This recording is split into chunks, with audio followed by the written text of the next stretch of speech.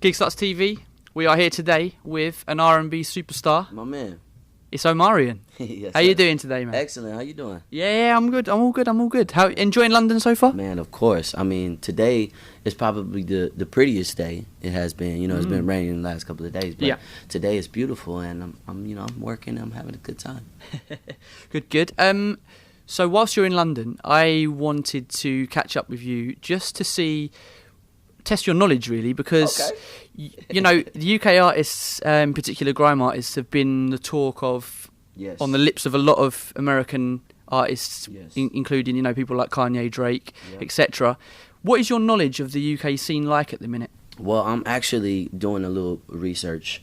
Of course, the main person that I'm hearing of more than anything is Skepta. And I think I may have heard a song or two, but truthfully, it's so many different musical scenes out here that I enjoy, like the Afro beats. The house music is different here from it is than in Vegas. You know what I'm saying? Like the rhythmic patterns is just like, I really enjoy, coming out here and like kind of stumbling upon new things.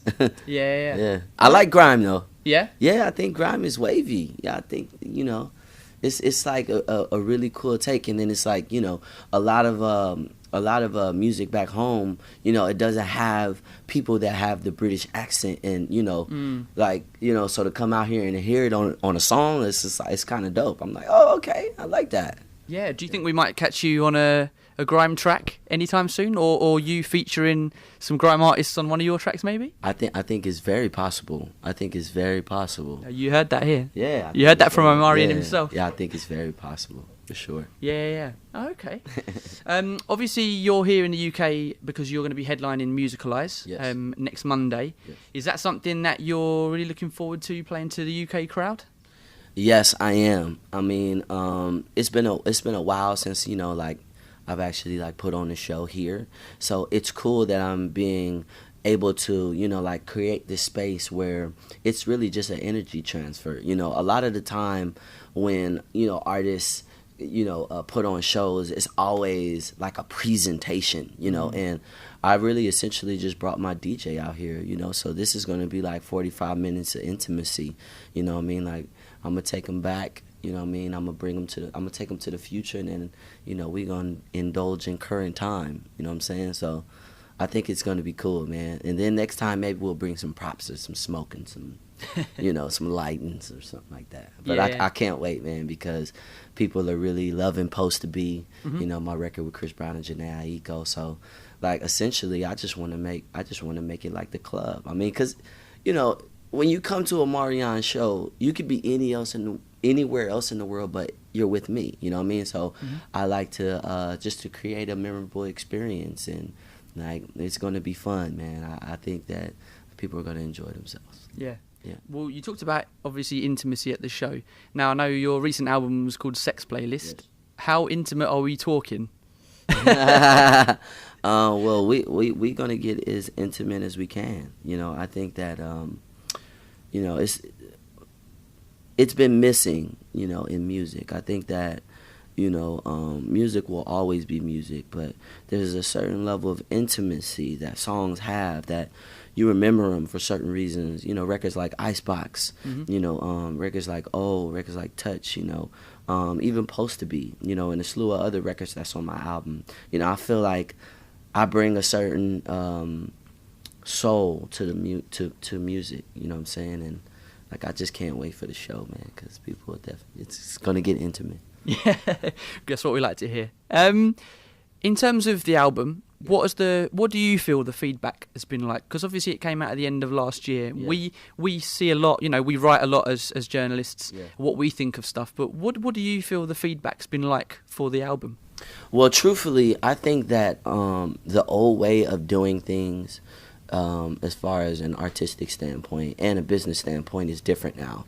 And I think it's because, there is no such thing as, putting an album out with a real setup. You know what I mean? It's like before, when I started, it was like, okay, we're going to let y'all be in the studio for this amount of time, and we need the album available at this time, But truthfully, the only real vehicle I had of promotion was that I was on reality TV. You know what I'm saying? So to me, I think that as far as feedback goes, my core fans and people that are gravitating towards my music, or even people that are stumbling upon it, are saying that it's a classical R&B album, you know, and it's not.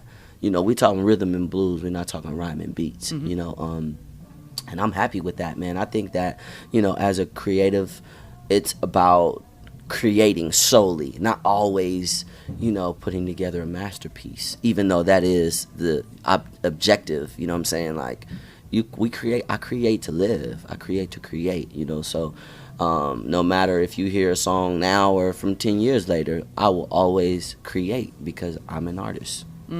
Well, it's interesting that you mentioned 10 years, because 2015 is obviously 10 years since your first solo album came out. Right. How do you feel you've developed as an artist over that time?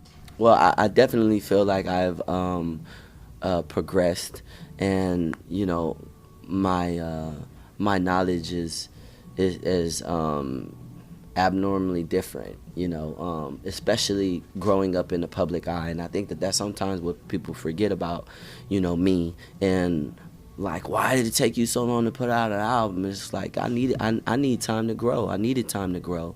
I needed time to challenge myself. I needed time to get to know who, you know, I am. And I think that I'm in such a great place right now that I am actually watching, you know, the fruits of my labor, you know, become great produce, you know what I mean? And I'm just happy because that's what it's all about. It's all about changing. It's all about evolving, you know what I mean? And I feel like as an artist that I have, like when I look back 10 years, I'm like, dang, I had cornrows. I didn't really have no facial hair. I was a young boy talking about love that didn't really know about love. And now I can intimately, you know, give an experience or an example about why my album is called Sex Playlist. Like, that's what it's all about. It's really about knowing, you know, and I feel like it's so much more for me to learn, but I know now.